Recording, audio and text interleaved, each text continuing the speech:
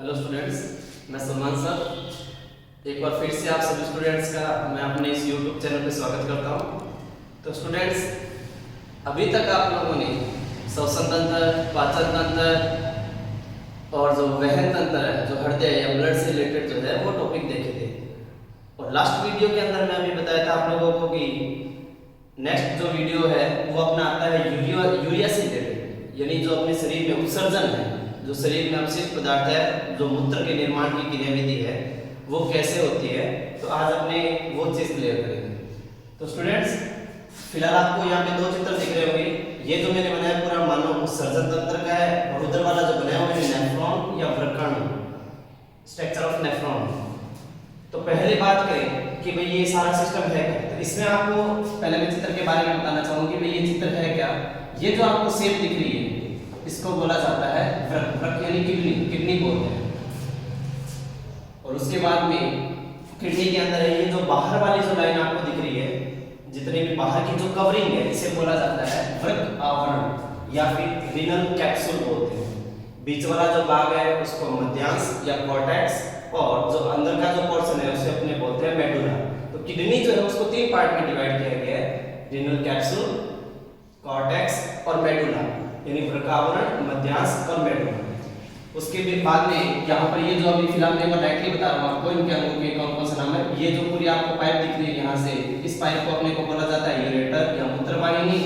ये जो अंग दिख रहा है उसको बोलते हैं मूत्राशय या यूरिनरी ब्लैडर, और लास्ट वाला जो अंग है वो मूत्रवाहिनी। और बीच में ये जो दो पाइप आपको दिख रही है इसको अपने बोलते हैं वृक्कीय धमनी या रीनल आर्टरी, और इसे बोला जाता है वृक्कीय शिरा यानी रीनल वेन। चलो आते हैं टॉपिक पे। आज अपने डिस्कस करें मानव उत्सर्जन तंत्र। पहले बताता हूँ उत्सर्जन का मतलब क्या होता है। उत्सर्जन यानी एक ऐसी प्रक्रिया है जिसमें अपने लिक्विड जो होता है, यानी जो यूरिया है या जो अवशिष्ट पदार्थ है उसको शरीर से बाहर निकालने की जो प्रक्रिया होती है उसे बोला जाता है उत्सर्जन। तो उत्सर्जन था जिसमें शरीर में जो यूरिया है या जो अवशिष्ट पदार्थ को बाहर एक्सक्रीट करना, यानी बाहर निकालने की जो प्रक्रिया है। उत्सर्जन मतलब होता है बाहर निकालना, तो बाहर निकालने की प्रक्रिया को बोला जाता है उत्सर्जन। फिर मैंने लिखे अंगों के नाम, जैसे मैंने अभी बताया, दो वृक्क यानी टोटल जो संख्या अपने होती है, दो किडनियां होती है, एक येरी और एक इधर वाली साइड, एक लेफ्ट और एक राइट। दूसरा दो मूत्रवाहिनी, यानी यहाँ से किडनी से लेकर ये जो नली है, इस किडनी से ये जो नली दिखाई दे रही है आपको, इन दोनों नलिकाओं को अपने बोला जाता है मूत्रवाहिनी या यूरेटर, जिनकी संख्या टोटल यहाँ पे भी दो है। फिर बात करें एक मूत्राशय, यानी ये वाला जो पोर्शन है इसको बोलते हैं मूत्राशय या यूरिनरी ब्लैडर, और लास्ट वाला जो अंग है वो मूत्रमाला। इस बीच वाले लास्ट वाला जो पोर्शन है वो मूत्रमाला, यानी इस उत्सर्जन तंत्र के अंदर चार अंग होते हैं, दो वृक्क, दो मूत्रवाहिनी, एक मूत्राशय और एक मूत्रमाला। वो किडनी है, रीनल है, तो यूरेटर है, a urinary bladder and a urethra. तो वन बाय वन अपने डिस्कस करेंगे। सबसे पहले मैं बात करूं वृक्क की संरचना, यानी स्ट्रक्चर ऑफ किडनी। इस किडनी के बारे में जानेंगे। तो किडनी के अंदर क्या कुछ है, तो सबसे पहले जैसे मैंने अभी थोड़ी देर पहले बताया था, ये जो बाहर की जितनी भी कवरिंग होती है, इस कवरिंग को अपने बोला जाता है वृक्क आवरण यानी रीनल कैप्सूल। ये बीच वाला भाग है उसको कॉर्टेक्स या मध्यांश, और लास्ट ये जो बीच में जितने अंग दिख रहे हैं उनको बोलते हैं मेडुला। और ये जो नली है इस नली को बोला जाता है मेजर कैलिक्स, क्योंकि ये बड़ा भाग है और आगे जाके छोटे भागों में डिवाइड हो जाता है, इसको बोलते हैं माइनर कैलिक्स। यानी माइनर यानी छोटा, मेजर यानी बड़ा, यानी बड़े वाले को मेजर कैलिक्स और जो छोटा वाला है उसको बोला जाता है माइनर कैलिक्स। और यहाँ पे जो किडनी के अंदर वाली साइड में यहाँ पे जो गड्ढानुमा संरचना है, यानी यहाँ पे गड्ढेनुमा संरचना है, इसको बोला जाता है हाइलम। तो सबसे पहले मैं बात करूँ इनकी संख्याओं की। तो जो वृक्क है यानी जो किडनी है उनकी संख्याएं कितनी होती है, दो, टोटल दो होती है, 1 and 1 2, यानी यहाँ आप बोल सकते हो इसे एक जोड़ी, 1 पेयर। फिर बात करें ये मिलके किससे बना होता है, इसके अंदर है क्या, किससे मिलके बना होता है ये, तो ये एक स्पेशल यानी विशेष प्रकार की कोशिकाओं से मिलके बना होता है, जिसे अपने बोलते हैं नेफ्रॉन। मैंने उधर वाली साइड में नेफ्रॉन या वृक्काणु जो है उसकी संरचना बना रखी है। तो ये एक वृक्काणु बहुत छोटा होता है, क्योंकि हजारों करोड़ों लाखों की संख्याओं में ये वृक्काणु आपस में मिलकर पूरी की पूरी किडनी का निर्माण कर देते हैं। और मैंने एक को भी जूम करके यहाँ पे डायग्राम में बनाया है और बाद में थोड़ा बताने वाला हूँ कि इसमें क्या होता है इसके। तो ये मिलके बना होता है नेफ्रॉन से, लाखों की संख्या में नेफ्रॉन है। फिर बात करें ये किडनी होती कहाँ पर है, तो ये है रीढ़ की हड्डी के दोनों ओर, यानी अपनी जो वर्टिब्रा है, रीढ़ की हड्डी है, उसके दोनों ओर थोड़ा पीछे की तरफ में।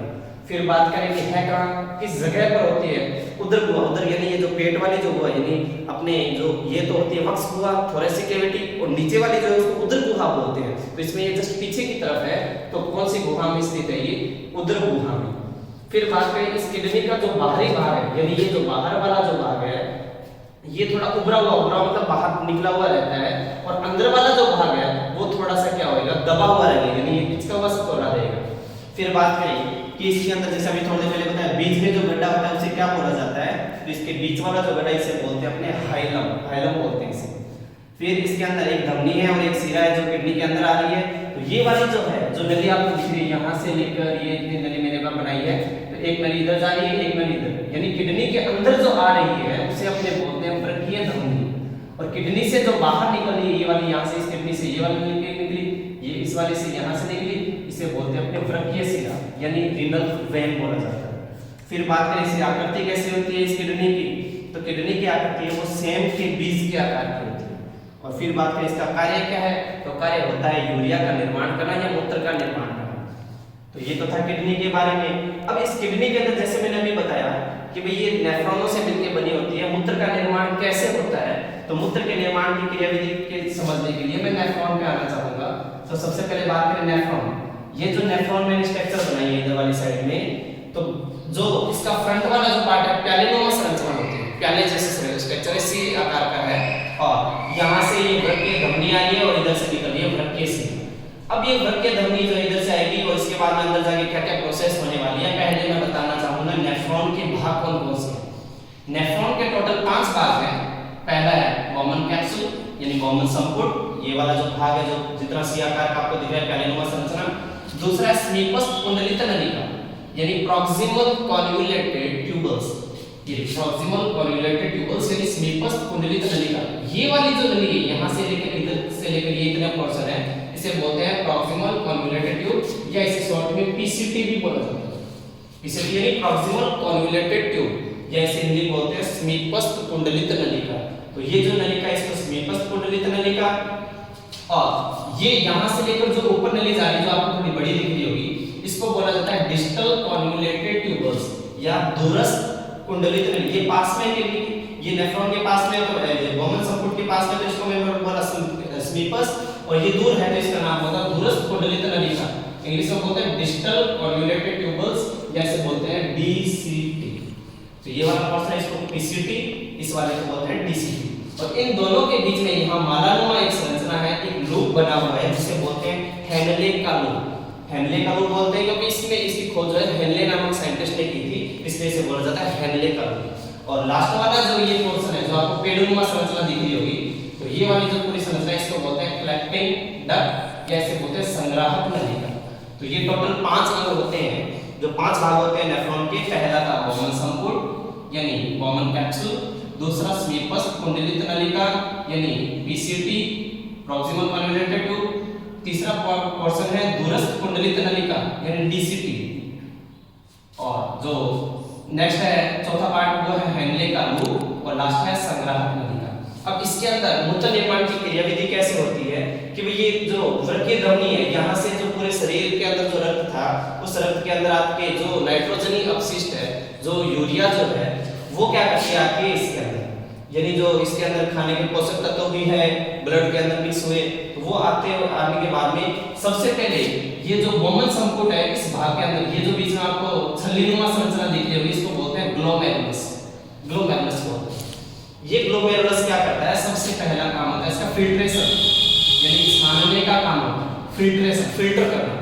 तो ये क्या करता है कि यहाँ से जो भी रक्त आया तो उस रक्त को फिल्टर करने का काम करेगा।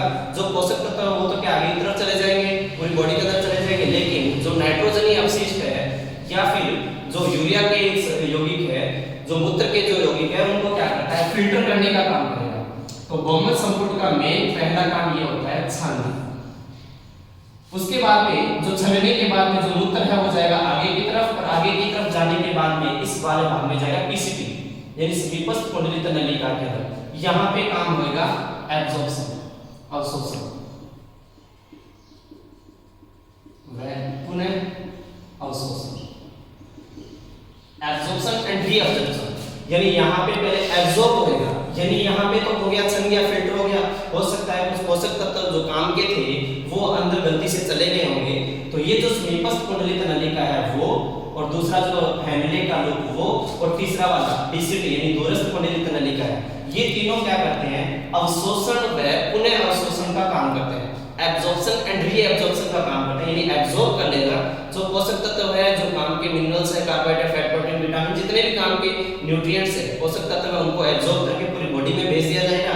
पीछे जो यूरिया रहेगा, जो मूत्र रहेगा, उस मूत्र को डाल दिया जाएगा इस लास्ट वाले अंग में, यानी कलेक्टिंग डक्ट के अंदर। इस कलेक्टिंग डक्ट का जो काम, यानी इसका पहला देखो भूमध्य संपुट का काम हुआ छानना, इन तीनों जो अंग है उनका काम हो गया अवशोषण या पुनः अवशोषण, और लास्ट वाला जो संग्राहक नलिका है उसका काम होगा उत्सर्जन, एक्सक्रेशन, एक्सक्रेट करना, बाहर निकालना। तो जो मूत्र यहाँ पे छना, यहाँ पे एब्जॉर्प्शन व रीएब्जॉर्प्शन, अवशोषण व पुनः अवशोषण हुआ, लास्ट में जाके चला जाएगा वो कलेक्टिंग डक्ट में, संग्राहक नलिका में, और संग्राहक नलिका जो है वो क्या करेगी, जो मूत्र है उसको बाहर निकालने का काम करेगा। ये जो मैंने मूत्र निर्माण की क्रियाविधि बताई है वो मैंने एक नेफ्रॉन की बताई है, लेकिन अपने पास तो नेफ्रॉन जो किडनी के अंदर लाखों की संख्या में, तो इस किडनी के अंदर ये लाखों की संख्या में जो किडनी है, जो नेफ्रॉन है, वो सारे के सारे इसी प्रोसेस के द्वारा मूत्र का निर्माण करेंगे, और मूत्र है वो थोड़ा थोड़ा इकट्ठा होने के बाद में सारा का सारा आ जाएगा इसके अंदर। यानी ये जो नली है, नली का नुमा संरचना बनाई है, इसको बोलते हैं मूत्र वाहिनी, यूरेटर। ये क्या करती है, जो किडनी से जो मूत्र का निर्माण हुआ है उसको यहाँ से लेकर, और जो मैंने लास्ट में ये अंग बनाया मूत्राशय यानी यूरिनरी ब्लैडर है, इस ब्लैडर तक मूत्र को पहुंचाने का काम करती है। टोटल संख्या इनकी मैंने दो बनाई है, एक लेफ्ट वाली साइड से मूत्र को लेके आएगी, एक राइट किडनी से मूत्र को लेके आएगी, और लास्ट में मूत्र जो आ जाएगा इसके अंदर। ये वाला जो अंग है इसको बोलते हैं मूत्राशय यानी यूरिनरी ब्लैडर। ब्लैडर यानी ये एक टाइप से बैलून लाइक स्ट्रक्चर है, गुब्बारेनुमा संरचना है। इसमें टोटल ओपनिंग होती है 3, एक ओपनिंग ये रही, दूसरी ये रही, यहाँ से ये दोनों मूत्र को लेके आएगी, और तीसरी ओपनिंग ये है जो कि मूत्र को बाहर निकालने का काम करेगी। ये एक टाइप से जैसे मैंने बताया गुब्बारेनुमा संरचना है, पाउच लाइक स्ट्रक्चर होती है, गुब्बारेनुमा संरचना है। तो ये क्या करता है, जो मूत्र आया है, यानी गुब्बारे में जब अपने हवा भरते हैं तो गुब्बारा फैल जाता है, और गुब्बारे में से वापस हवा निकाल देते हैं तो वो क्या करता है, वापस सिकुड़ जाता है। तो इसके अंदर भी यही प्रोसेस है, थोड़ा थोड़ा मूत्र आएगा, तो जब मूत्र ज्यादा कलेक्ट हो जाएगा तो अपने को लगेगा कि मूत्र आ रहा है। ये घटना क्यों हुई, अपने को क्यों पता चलता है, क्योंकि इसके अंदर यानी जो मूत्राशय यूरिनरी ब्लैडर है, ये इसके अंदर जो कोशिकाएं होती है वो वॉलेंटरी टाइप की होती है, ऐच्छिक कोशिकाएं होती है। ऐच्छिक मतलब जिनका अपनी इच्छा शक्ति से हो, यानी अपने को पता चल जाता है कि मूत्र बना हुआ है, फिर अपने क्या करते हैं कि मूत्र मार्ग के द्वारा यानी यूरिथ्रा के द्वारा अपने बाहर यूरिन है उसको पास आउट कर दिया जाता है। तो स्टूडेंट ये था आज का टॉपिक अपने ह्यूमन एक्सक्रीटरी सिस्टम या मानव उत्सर्जन तंत्र। नेक्स्ट जो टॉपिक लेने वाला हूं मैं वो नर जनन तंत्र व मादा जनन तंत्र, जिसमें आपने देखे हैं कि भी जो लड़का है या लड़की है उसके अंदर क्या क्या चेंजेस देखने को मिलते हैं, जो जब प्यूबर्टी की जब वो जवान जैसे बोलते हैं अपने के लिए वो मैच्योर हो चुका है, तो अपने नर और मादा जनन के बारे में डिस्कस